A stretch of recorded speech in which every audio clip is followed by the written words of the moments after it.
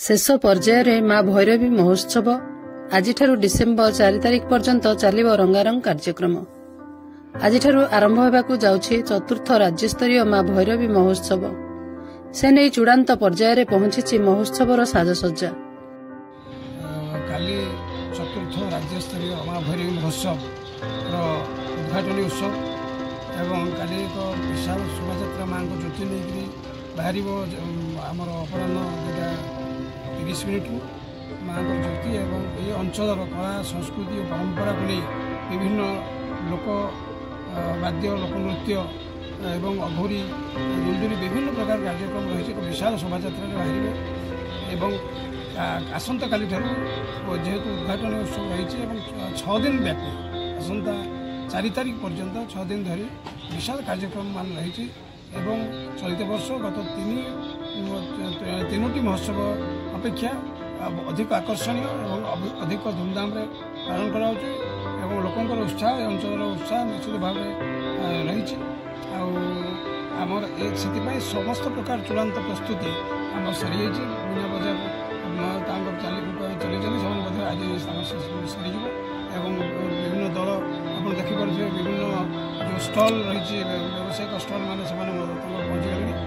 आम कार्यक्रम जोर लगे आज रात सुधा समस्त कार्यक्रम संपन्न आम प्रस्तुत रही कमिटी प्रस्तुत रही अंचल जनसाधारण एवं माँ भैरवी लोक और समस्त प्रकार जिलावासी समस्त उत्साह सहित लगे भैरवी महोत्सव निश्चित भाव में जिले एक श्रेष्ठ महोत्सव प्रतिपादित हो सारी चलित वर्ष अधिक आकर्षण ए दिमत ना तेणु आसंता दिन मानक निश्चित आप देखिए ये महोत्सव सारा राज्य में निश्चित भाव में एक श्रेष्ठ स्थान बजाय रखे भाव में राज्यर बछा बछा जो दल रही सांस्कृतिक दल रही खोर्धा पाइक आखड़ा कहतु रणपा नृत्य कहतु ढेमसा कहतु एपटे पश्चिम ओडिशार विभिन्न कला संगठन माने कला परिवेशन करेंगे ये मंच निश्चित भाव में एथर निश्चित आकर्षण रोक महोत्सव भाव जिलार महोत्सव माने भैरवी महोत्सव प्रत्येक वर्ष हजार हजार जनसाधारण बोध हुए महोत्सव एमती ना एक जिला महोत्सव अपेक्षा एठार प्रत्येक दिन 10,000 15,000 एपरिक आसंता 2-3 दिन पर देखिए जनगहली किभली भाव में परिलक्षित होती व्यापक प्रस्तुति रखा बैरिकेड व्यवस्था रही पार्किंग जान व्यवस्था रही समस्त प्रकार श्रृंखला सहित चलित वर्ष कार्यक्रम कर व्यापक प्रस्तुति रही पड़िया चली जोरसोर प्रस्तुति। मीना बजार आरंभ कर पॉलिश्री मेला विभिन्न सुस्वादु खाद्य स्टल दुकान बजार खोलने समस्त व्यवसायी माने लागी पड़िछंती। सर्वप्रथम तो चतुर्थ राज्यस्तरीय माँ भैरवी एथर बहुत जनगहली आशा दिशुची जेहतु 60टा स्टल अच्छे 60टा स्टल भितर आमर 55 स्टल आम पाइचु जोटा कि आम प्रयास रही कि गोटे मेसेज रहा सुस्थ रुहतु और मांडिया खातु सुस्थ रुहतु ये आम 2 दिन आम खाद्य मेला करुँ जो थे कि मांडिया प्रस्तुति तथा गांगू सुआ ये प्रस्तुति खाद्य व्यंजन को प्रस्तुति कराही हम और लोक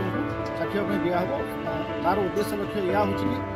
यही खाद्य आम घर थाली में पहुँची पार और समस्ते मांडिया खाइबे आम सुस्थ रही तो हरमा ब्लॉक लोककला विकास केन्द्र अनुष्ठान तरफ प्रयास सब वर्ष जारी रही भी जारी रही आशा कर समस्ते यही उत्सव को उपभोग करेंगे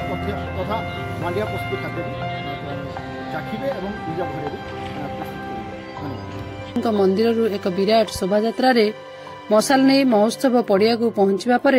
आनुष्ठानिक भाव अतिथि द्वारा उद्घाटित हो चतुर्थ माँ भैरवी महोत्सव।